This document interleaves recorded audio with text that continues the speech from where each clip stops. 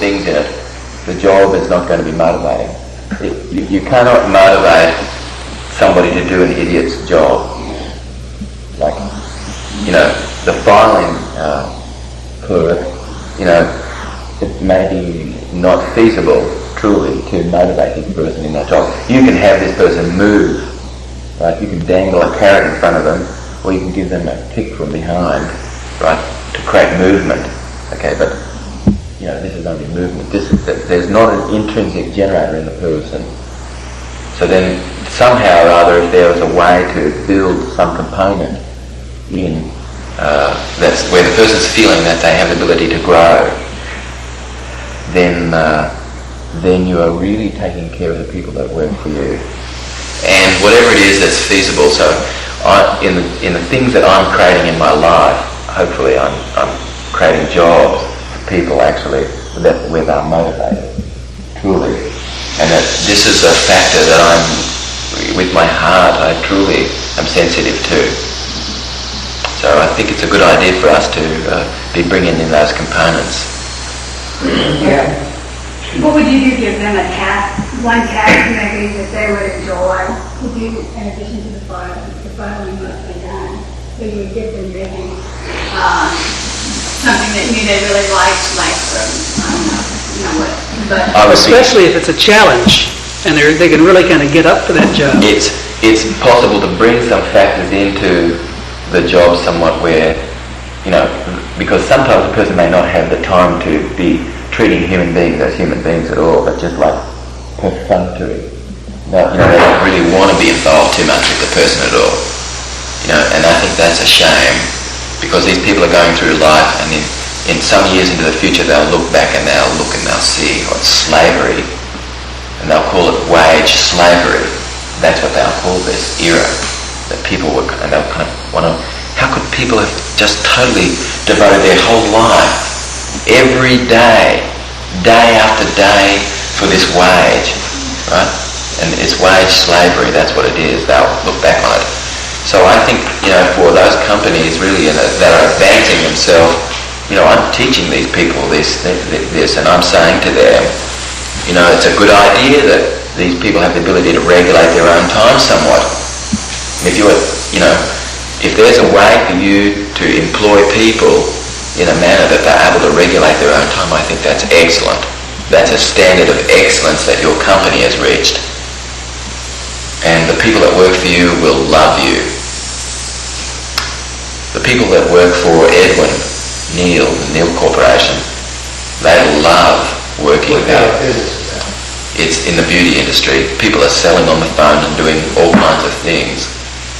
And Edwin is very particular, and he's like a father in a way to the people that work in the company.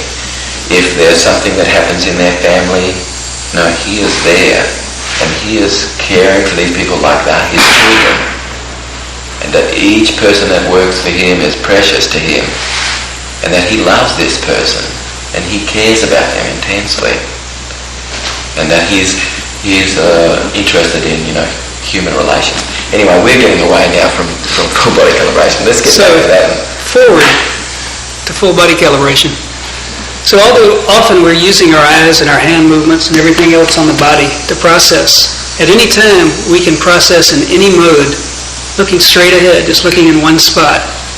We always have access to all the different ways of processing without our eyes doing anything or our hands doing anything.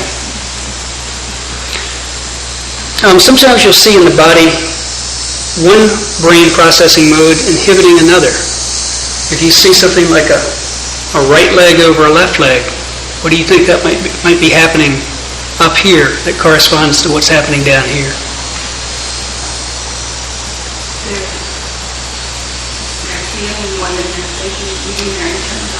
Yes. Putting the feelings forward, like putting the foot down on internal dialogue. And especially if there's more awareness in this foot and this leg, if you just check in and feel which foot you feel more powerfully right now, that will give you an indication of which side is doing the dominant processing. So you can set it up like that. And since introspection is accessed by... So just tell us now, why was it that Johnny just did this with his feet, right? That he shifted from his right being out in front to his left being out in front. Why is that, do you think? Did you hear what I said? Introspection, which is not the sequential thinking, it's more internal. Right, okay, so I'll just share with you this. You know, when this leg comes out in front like this, especially when somebody is teaching, generally it's an indication of an auditory lead. The person is leading more with the auditory. When they'll bring this leg out front, because this leg is involved in internal dialogue. And so now, depending on how the other combination of things are being used, the main thing is that quite possibly Johnny is kind of feeling his right, however his left is out in front. So he's leading with an auditory lead, basically. But that his weight is majorly over his right buttock, even though his left leg is out. Well, initially it was like this, as I was saying. Now, if you see a body shift to the left like this, and I leaned over like this, you can know that this is the dominant hemisphere, and that I'm being involved in introspection. Whereas this is about expression, because this is what sequences things that we express. Does everybody notice, did you hear the difference? And notice the difference actually between what was happening over there and what was happening over here with John just then? You notice that there was a little bit of a chopped upness when he was moved over there? Yes. And then the minute that he shifted over here, there was more rhythm and more flow that occurring. So if you're feeling disassociated from yourself, you lean to this side, you'll begin to integrate. You'll begin to be more in introspection and more going inward, right, into whatever it was that's there. And what if you wanted to come out of that now? What would you do? Yes, you would shift over to the right, and you would, like contractions of body weight shifts, you know, to the right of the body actually start to stimulate this hemisphere. I gotta ask, I don't mean to get back on a tangent, but in my business I find that I'm very introspective. Very, very, very introspective. I can't shut the damn thing off. And it's a tremendous obstacle in communications. I can't pay attention. I can't communicate. Where I do need to rely on auditory construct, because that precedes vocalizing, right? That's what I'm saying. Okay, the thing that you can do is to shape your body. That's what the use of this information is. For thousands of years, this information has been passed down through Tonka paintings. And this information has been correlated with our understanding today of neurology. For thousands of years, in the Vedic tradition, they have been passing down this ability to access state-specific behaviour by what it is that you do with your body. So what I would share with you, Dave, is to move your body round so that you're more presenting from your right side. Okay. Shift your weight a little bit so that you're kind of feeling a little bit more your right leg. Right hand movement. Right. Use your right hand a little bit more. Okay? And just imagine that you're feeling the energy on the right side of your body somewhat. And that this is the major highway to get where you want to go, right? And there should be a way that you can get there over here too. That you have the ability, matter of fact, to start to use this quadrant as well in a way that is beneficial to you. Anyway, the main thing for the moment, I would say, would be to bring your body consciousness more to the right side and experience going down this major highway to get there, which is the fastest, quickest way. Okay? And when you are feeling confident in your ability literally to go from one state to the next, okay, then you can be anywhere. So if you notice somebody spending a lot of time leaning to one side or to the other side, you can know what's happening in the brain. And you can know whether they're involved in introspection or expression. Something else that being on one side quite a bit or being on the other side will tell you is the emotional component of a person's experience. This hemisphere mediates aversion. So accessing this hemisphere by being over here actually would sort of help you feel averse. And the opposite... If the material would lead you to aversion, then absolutely being over here is going to kind of access that more. That's right. and hanging out over here, you're more likely to be having the emotional feeling of pleasure. Catatonics kind of hang out over here, down in internal dialogue, down here, an aversive Yes. state like this. And to get anybody out of something like that, then you could help them shift their body, like going up somewhere, helping them over to the right. Yeah. So if you're speaking to someone and you're interested in the outcome, it would be to your advantage to stand on their right-hand side. If you want them to Slightly feel that. right. Okay, so let's say that somebody, Bruce, is having an abreaction. Okay? You take an abreaction. Let's say that somebody's having an abreaction, okay? An abreaction. An abreaction is that person goes back to something inside themselves and there's trauma there. There's great trauma there. The person starts to become traumatized. And so what would you do? What is something that you could do to sculpt by what you would do with your body? Because part of the component of the competency of getting the practitioner's training is to be able to change state through what it is that you behaviourally do and how you shape things without necessarily having to say anything at all. What could you do to bring this person more into an integrated state? You run on the right side. Yes, creating energy on their right side. You could touch the person's hand. If you had rapport with the person, it's possible that you could put your hand on theirs. You could shift your chair a little, and so that you created an energy over here. You could, if you had rapport, you could even have the person shift their body somewhat, so that they're more over here. And this Isn't that going to anchor the trauma? it's going to bring them into the right hemisphere, because in order for them to be able to have the abreaction, they really need to use their right hemisphere. And if you are blocking their ability to use their right hemisphere by taking them into their left, they're going to be unable to feel the abreaction to the same degree. Even when someone's sick. Right, and you want them to be able to feel their abreaction so that they can come out. Yeah. So that they can make a choice to move to the right. Yeah. So I was with someone over the weekend who went into themselves and really developed an abreaction. Were upset about something, and I had rapport enough to hold this person's hand, and so I sat down a little lower than them, bringing them into this quadrant over here, and I held their hand a little here, and I just gave a little pressure here, okay, because this is my ability to, my colon, which is like what I grasped and I'm able to release. And so this muscle here is very, very much involved in my understanding of what I can contain. And so just putting a little pressure in here, like this, right, is bringing the person more into their left hemisphere, and having their eyes be cast down a little bit more here, and it starts to take them out of the abreaction. You'll notice that someone may be able to easily cry, you know, they may easily be able to cry over here, you know, right? But then if they put their shoulder on, if they put their head on the right shoulder, they wouldn't be able to cry on that side at all.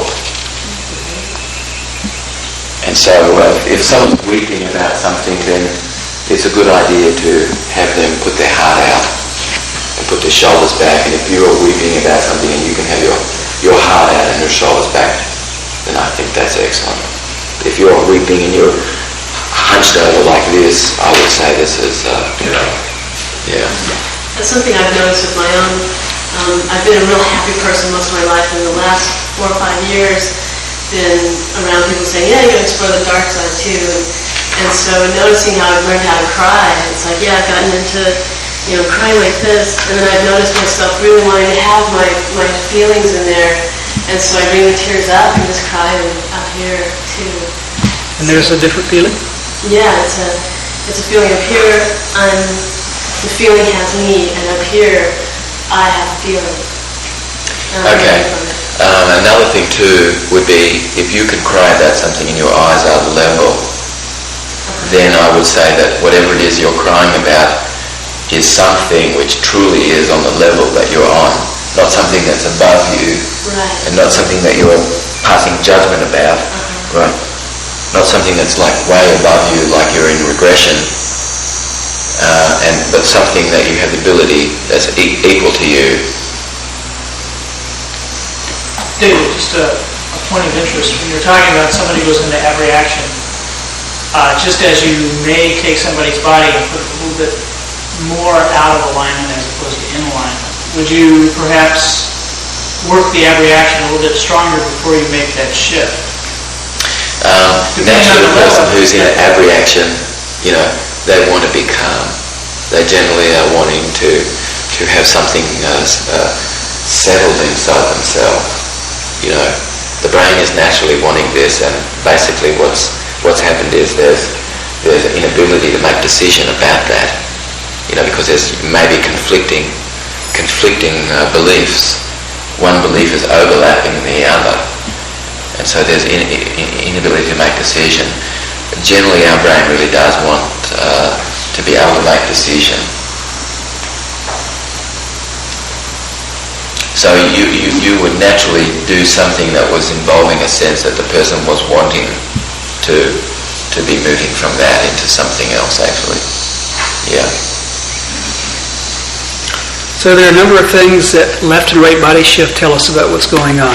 How about forward body shifts and backward body shifts? Okay. What do you think that might tell us?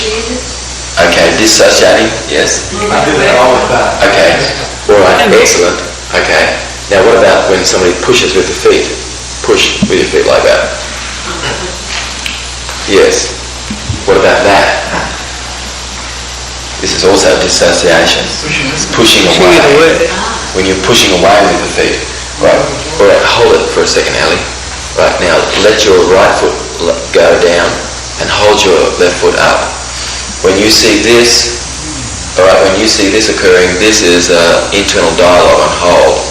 Now let your foot go. And now internal dialogue is free to go again. Now hold your foot up again.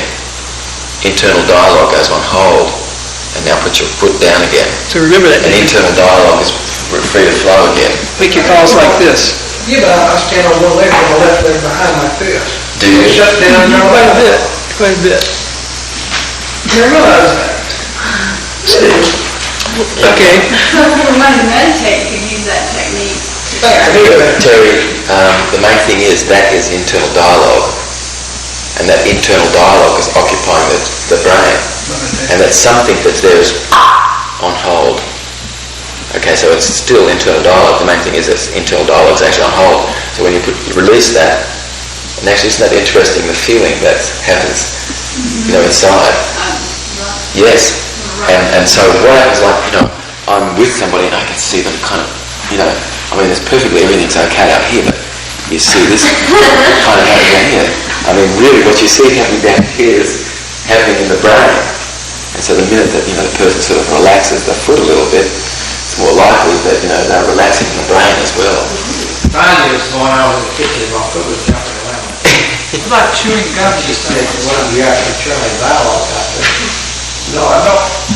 I have Parkinson's disease. And the medication that I take doesn't always flow properly the right way. It doesn't go sometimes where you need it. And when you do, you get these involuntary movements. I'm sure I've been driving people crazy over the years watching my feet jump around, Well, you know something? I know people who would say, they would be shocked if you told them that they had Parkinson's if you saw them doing this, right? Because that's a regular thing. Sometimes somebody is actually moving their legs a lot, okay? And, in a way, sometimes if somebody's doing something else, or whatever it is that they're doing, in fact, or like the cat, licks a place, and then it's maybe got a little bit of a licking disorder actually, where it takes the hair, the fur, or something like that. Licking disorder. So these are all habits, and I'll bet that out here on this swinging log, that some people will manifest Parkinson's out here on this log. The log with stuff. And I was going, whoa, well, wait a minute, and actually, their legs are going like that, and all of a sudden they go, now, hang on a second. Maybe take a few more steps, So I would say to think about this a little bit more, not so much that there's something that's an ailment, but something much more, well, now what is it that I can do? What is it that I can do actually to bring to me what I want? So that we are not attaching our identity to some behaviour. Are you understanding this? This is very important actually because this is happening out there with all kinds of drug rehabilitation programs and Alcoholics Anonymous, right, where the person is attaching their identity to some behaviour, and this is irrational. And Back it up once again. Okay, the person is attaching their identity to some behaviour. For instance, there's this path possible. It's possible to get there, through Alcoholics Anonymous, right? It is a path, and they do have some success. I would say that it's bent a little. It's not the straightest path. There's a way for it to be a bit straighter. And I'd say the thing that's making it bent a little bit is that they're asking you to attach your identity to some behaviour. And it would be better off saying, I have some behavioural tendency or something, that I am a person. Right. Rather than I am an alcoholic. In the past, I've drunk a lot. They also use That's just a behavior. So they use the same program to identify codependency, drug rehabilitation, everything. Same program. Just changing the name. So anyway, I hope that we know a little better as a result of what we are understanding about brain processes. And anyway, let's get back to full body calibration. Yeah, let's kind of like wrap this thing up here for a second here. Okay. So Alice, you said that this would be association and this would be dissociation. And what do these words mean? What's going on if there's association or dissociation? You're getting more They're interested. Yes, so Alex would be sure to give that person the job, He would be watching this person and seeing this person is like getting over there, they're getting ready to do something, right? And the person who's kind of leaning back like this, Alex would really be looking for the person That's what you tell them over your feet when you go back. So if you're talking to somebody and you notice them leaning towards you, you can have an idea that you're on the right track. And if you say something to somebody that, David, maybe you want to make a sale to, and you notice this, then maybe time for something else to get them back leaning forward. Because this is a sign of going towards something that they enjoy. What advantage is there leaning back? Tell me. What advantage? Not that something is right. Not that something is right. That's not the way to look at this. Yes. Okay, so the person is able to do a little bit more in the introspection. What's happening when the person is dissociating? What's the benefit of this? Maybe, that's true. Okay. So somebody said to John just recently that he needs to learn to dissociate. Okay, because dissociation is a wonderful thing. Not that something is right or wrong, no. It's depending on the use of this, the main thing is that when you move back, it means that you have the ability to be able to go from one thing to the next, and actually the movement is helping this. So when a dog is walking along and all of a sudden another dog goes, and so then you notice that your dog's kind of walking along, right, and maybe all of a sudden your dog goes, like that, and then it kind of walks off, right, and actually it's dissociated from that. Being able to just shake that off and just walk. Or let's say that your dog hasn't shaken anything off, and then all of a sudden it sees another dog, and it's going to go like that to this other dog, see? And that's the way it's able to go from one thing to the next. Well, dissociation, this movement of the body enables a person to go from one thing to the next. When there's a stillness, as in catalepsy, okay, the person's they're kind of locked in. They're stuck in one state, usually. And actually, if you ask the person to be able to move, or if you move yourself, this is the way that you go from one thing to the next. And that the movement is very important in this process. So, bringing into the room a candle that's flickering, the flickering light of a candle. This is the analogue of inviting us to be able to dissociate, because the candlelight is the analogue of movement. And that this analogue of movement is inviting us to be able to be in movement ourselves. So having a candle in the room that's flickering light really enables us to be able to dissociate, to be able to reflect on the past and to reflect on the future and to leave the present tense somewhat. An association or dissociation can be really gross like this, and it can be as subtle as just a minute movement forward or a movement backward with the head. It can be very subtle, and it's nice to pick it up. There's something also about congruity. If you say something and then do a body movement that's congruent, like if you talk about something that you're really looking forward to as you lean forward, then what you say and what you do, you're congruent. And if you see someone talk about what they're really looking forward to do at the same time they do something like this, then maybe there's two different things happening. And you can look for that and see it.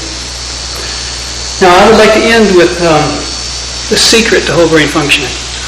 I have it here behind my back. This is the direct transmission. What? Secret to whole brain functioning is this body movement. Because anything that you do out here downstairs is happening upstairs also. So symmetrical movements involving both hemispheres, both sides of the body, twiddling your thumbs, doing anything like this. You'll notice some things from Tai Chi might pop in here. This is setting up synchronization of the hemispheres and whole brain functioning upstairs. One of the techniques I use is butterfly.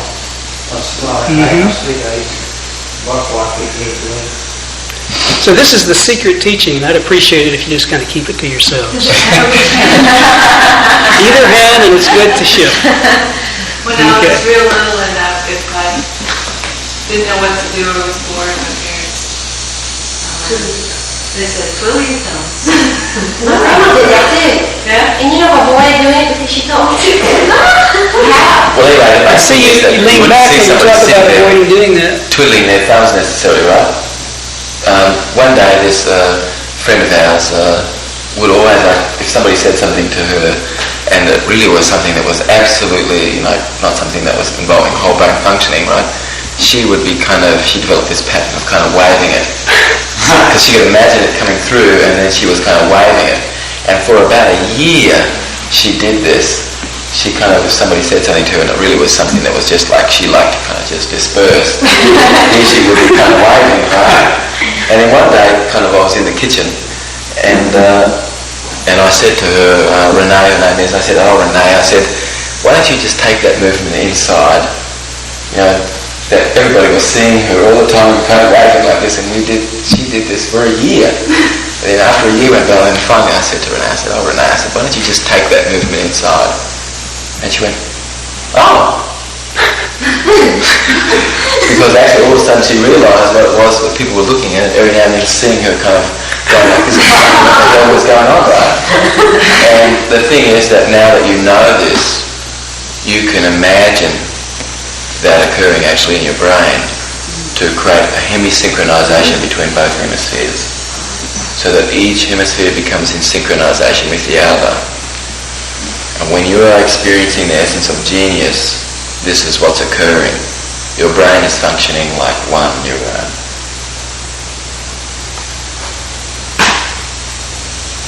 Okay, so we could get into hand calibration, and I think that we're going to have to do that at another time. I think so that you're going to learn this piece first here, and then we'll get into hand calibration as well, what the fingers mean. When you see one finger out in front of the other, what's occurring actually in the brain that enables this. And so this will be a finer type of calibration, and then also where the hand actually, this is meaning something specific in the brain. This is meaning something very specific in the brain. This is meaning something very specific in the brain. So we'll really get much more into where the fingers are pointing and which hand is out in front of the other. and this type of thing. But anyway, for the moment now, I think let's take a 5-minute break, and I'd really appreciate it if everybody could come back here in 7 minutes. Because when we come back in 7 minutes, we'll have someone come out and just share a story with us. And now we'll start to have ability to start to use some of this full body motivation. Yeah, next Johnny. Good stuff. What your limitations are. And then finally, the end result is they tell you what's limiting you. Okay, so then you go away with what it is that's limiting you. Okay, so this is the current medical model at the moment. Now, the orientation that we're using here in whole brain functioning is the very first question that you are asking the person that comes to you is, what is it that you want? And that you are, as much as you can keep the person focused on what it is that they want, you are really moving the person in a streamlined direction, rather than asking them what is wrong, and then them telling you what is wrong, because what's wrong is not what it is that's what they want generally. It's something else usually. So the streamlined way to get there is to ask the person what is it that they want, and have them be focused on that, and then or ask them what their outcome is out of this. And then you're asking them, how does this outcome work? What does it look like? What does it feel? So that you're getting something that's sensory specific. And we're going to be teaching a language model today that's getting things to become more sensory specific and recover lost and deleted information, actually. So, and then your next question is, in your asking yourself is, well, what are the resources that I have? What are the resources that you have to get this? And so the person's focused on this. Let's say the person needs a resourcefulness of creativity. In other words, they need to be creative. Well, then that would be an important resource to be able to solve this situation. You would be in need of anchoring a resource state that's creative, that has a creative component to it. We're going to be learning anchoring today, which is one of the change techniques that we're going to be teaching. So then once you've found out what the resources are to get this, then you're setting something up that's just to do with a feedback loop that's enabling you to know whether you've got this or not. What would this look like, and how would it feel when I have it? And how would life be different now that I have this? This is setting up a feedback loop back into myself that's enabling me to determine whether I have this or not, rather than a diagnosis. You have, which is kind of a dead-end thing, fitting something in there that actually creates feedback back into the system. Okay? So that's an outcome frame. All right? So that now when we're going to ask you what your outcomes are here for this training, for the next days that are to come, what is it that you hope to have achieved at the end of the training? It can be something personal, it can be something professional, in the development of self. It can be something that you will have wanted to accomplish, and so that you're going to be using outcome framing to bring this to you. And so it's going to have to satisfy conditions of well-formedness, page 33. It's a need of stating it in the positive.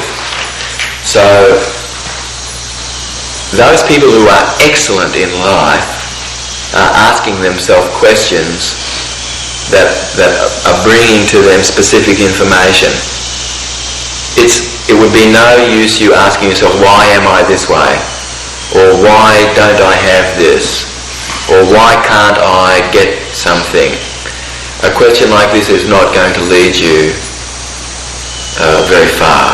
Those people who are very successful in life have learned to ask themselves questions which lead to information that's valuable, that's usable.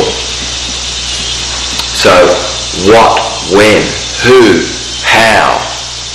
What, when, where, who and how are questions that all bring something back to you which is sensory specific. So stating the question in the positive, framing it positively.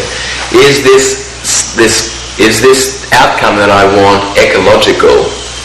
Because to satisfy well-formedness, it's a need of being ecological. and that you are using your intuition, your insight, to sense whether this is ecological or not, and you're taking yourself through the process. Is there any part of me that would object to this? If it's smoking cessation, is smoking cessation ecological for you? So how are you going to be now with your mate at home? That generally in the past maybe you've smoked together or something, and now is it ecological for you to be free now of cigarette smoking? And I would ask, how's it going to be when you sit at home with your mate? Ordinarily in the past, this has been an anchor probably for being able to have talk and discuss things. And once the smoking goes, maybe the person's doing something else, and there's not harmony in the nest. So, is this outcome that you are wanting ecological? And you ask yourself this question. If the client says it is sound, and you and your gut really know it isn't. Exactly. What do you do? So this happened to me the other day. I was counselling with somebody who kind of has been involved in gambling, and what I noticed was that what the person was thinking in what they would do, it was very much like this gambling thing, just like leaving things to chance, rather than me using my brain to bring to me what I want. I'm just totally leaving it up to chance. And so what I noticed was this person said, well, I'm going to quit my job, and then I'll kind of look around for something else. Which is like kind of this gambling thing that's happening even there. And so I knew this was not ecological. And of course, at some level, this person also knew that was not ecological. So you are using your intuitiveness truly to be with the person, and you are sensing that I am the other person. They are me. And I am speaking to myself in the most elegant way that I can, move myself from this position where I am to some other place.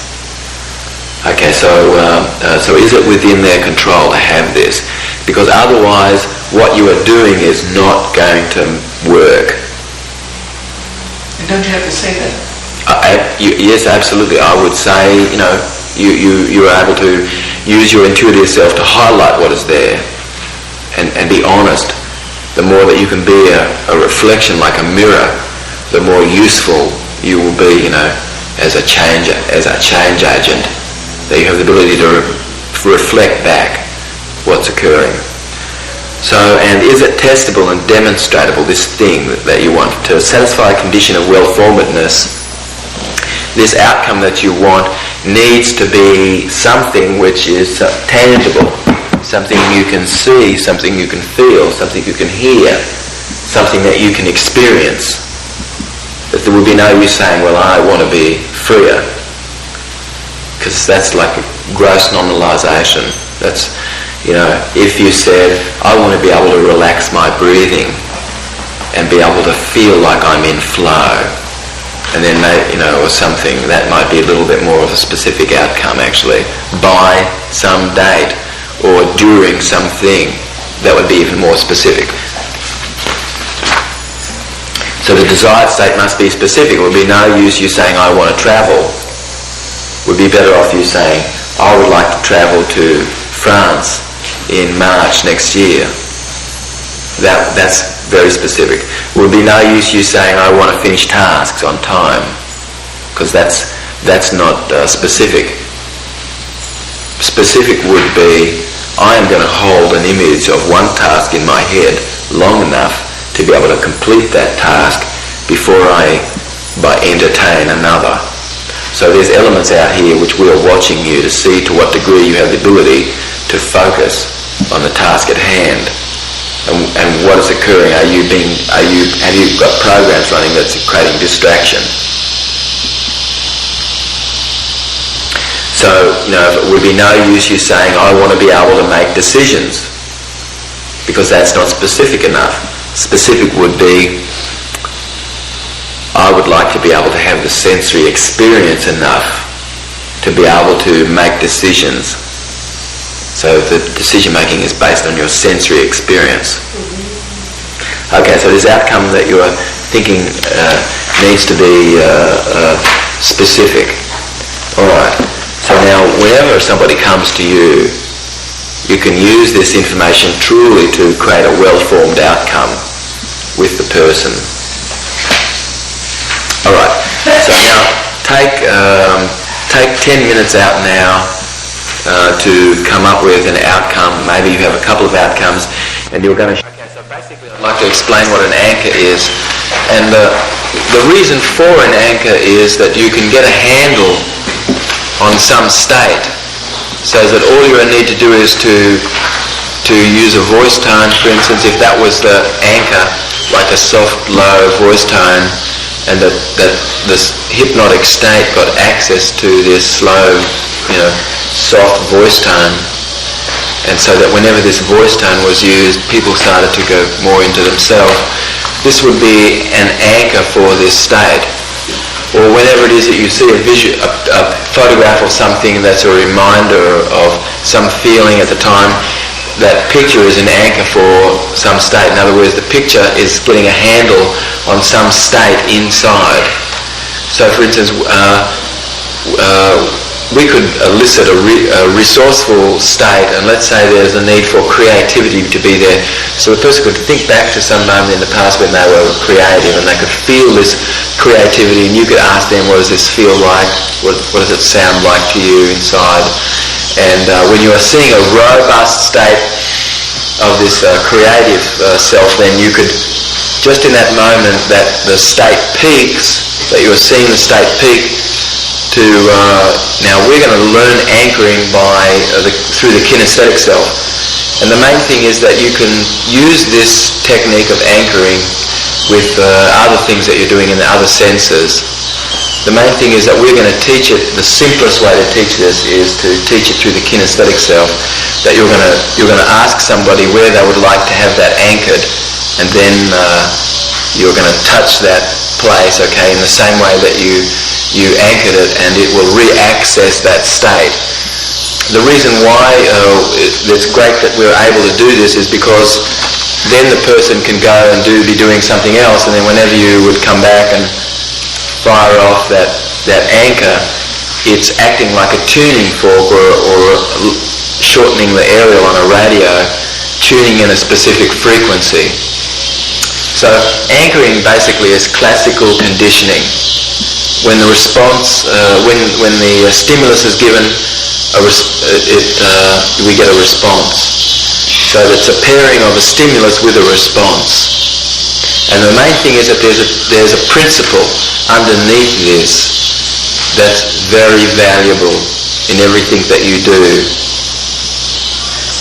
So if I was to go over and shake that hand like this,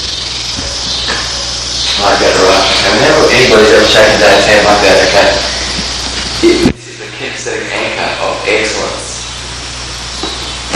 It's a handshake which is kinesthetic, and whenever anybody's ever shaken Dave's hand like that before, it's always because he's done a good job, and it's a kinesthetic anchor of excellence. So now when I shake Dave's hand like this, there's a sense of feeling excellent inside. Or I came up behind Annie the other day, and I came up behind her around like this. So this is certainly an anchor of support. And if I was placing an anchor and I touched Christiane's back here, right? Now that's probably not a good place to anchor something too much, okay? Because when Christiane was small, this is probably the area actually where she was really kind of pushed along. Come on, like this, right? So when you choose a way to anchor, it's a good idea that there isn't any competition with other types of things that are stored there. So that you're picking a place, in fact, that's distinct. It's not going to compete with other things that are there. Now the timing of it's very important. So if we were going to access a resourceful state, and you've asked the person, where would you like me to anchor this? And the person said, you can put that, on my knee, or I'll shake your hand as this feeling comes on, and you will set that up with the person. Because the reason why is because just as the state peaks, just before it peaks, okay, that's when you're going to anchor it. So now you're watching for a behavioural manifestation of that internal response, and when you're anchoring it. So you are using your eyes to sense when it is that you have the state. So let's say that we were going for a robust state of pleasure and resourcefulness. I might ask this, when was the last time you just laughed so hard you fell down on the floor, you were laughing so hard? And I watch the person smile. Just as the person smiles, I fire off the anchor, okay? So that you can stack anchors this way, okay? So you can build a resource state. So then when you just shake the person's hand, you can test your work, and you can see that you fire off the hand, and you can see that it's bringing back the memory.